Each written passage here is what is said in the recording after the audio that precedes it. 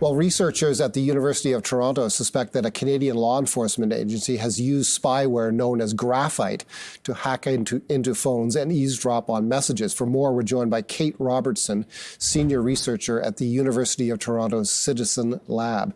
Kate, thank you very much for joining us. I'll just tell viewers a bit more about what your group has discovered. You allege that the Ontario Provincial Police, the OPP, has used graphite. Graphite is a tool that uses WhatsApp, the popular messaging platform, to record messages and record data on cell phones. All correct?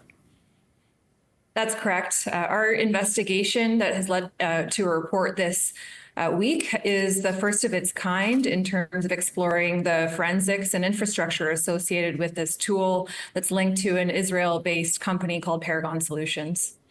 How strong is the evidence that the OPP has used this software?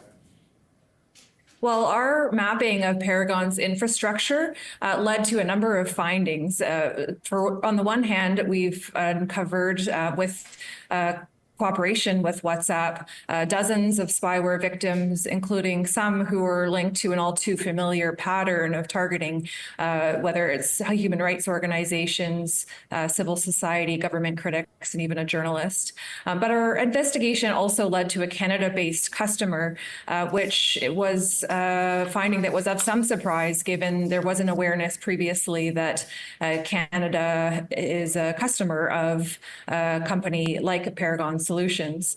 And it led us to an IP address that is traced to the address of OPP's general headquarters here in Ontario. And that led to our finding that the OPP is a possible Paragon customer. But we also uncovered public records that point to a growing ecosystem of spyware capability among Ontario-based police services beyond the OPP itself. Do you have any names of other Ontario police services that you believe are using the tool?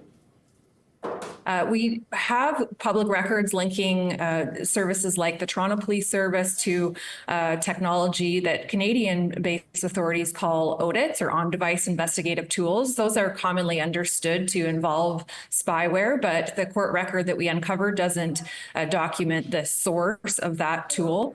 We've also learned through informal consultations that other services like the Hamilton Police Service, New York Regional Police are also linked to potential spyware capability. The sources of those tools are also unknown at this time. Bloomberg News, in covering your findings, says Bloomberg, reached out to the Ontario Provincial Police and didn't immediately receive a response from the OPP. Have you reached out to police services asking them about this?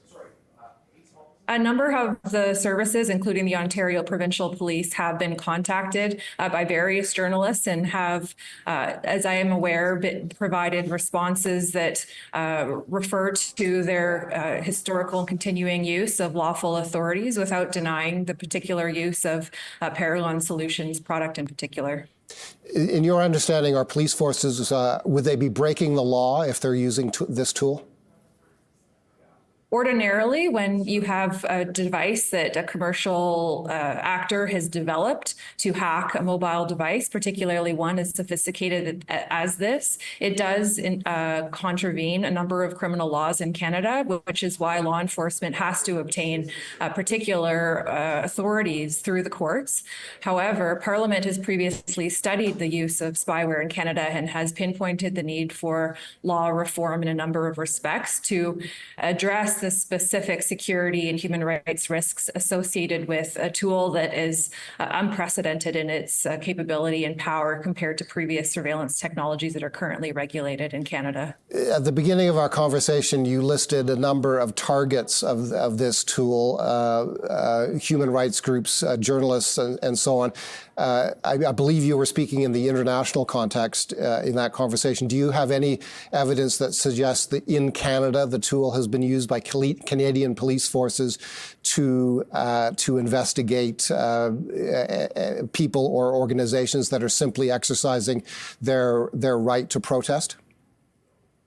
Certainly, and that, certainly in the sense that you're right, that's a separate part of our investigation, as I noted. And right now, what we have are findings that show a growing ecosystem of capability. The extent to which it's been used, how it's been used, and how those capabilities have been sourced are currently unknown at this time in Canada. And so it points to the need for questions and answers about the extent to which spyware capability is being procured and deployed in Canada, what processes with the privacy regulator in Ontario, the Information and Privacy Commissioner of Ontario has been consulted, if they have been consulted, and whether advice has been followed.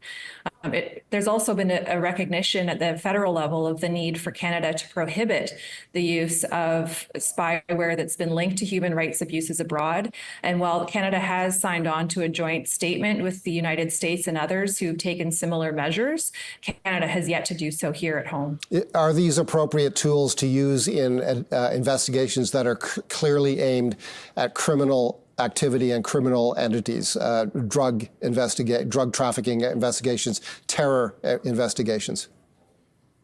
Well, the scope and scale of spyware as a capability, as well as the marketplace that's driving its proliferation internationally, raises questions about how we as democratic societies will treat the marketplace itself. And so it is a question of how, if it's going to be used by law enforcement, what are the strict guardrails that are necessary to prevent abuses? Because abuses have taken place in democracies like Canada around the world. It's not only an authoritarian problem, but it also is a matter of proportionality, and so goes beyond the perspective of law enforcement agencies themselves, but also goes to a broader question of whether or not Canada, as a country that has traditionally and historically been a vocal supporter of international human rights, will support and fuel a marketplace that invests and harbors vulnerabilities in our phones to the detriment of civil society and human rights actors around the world.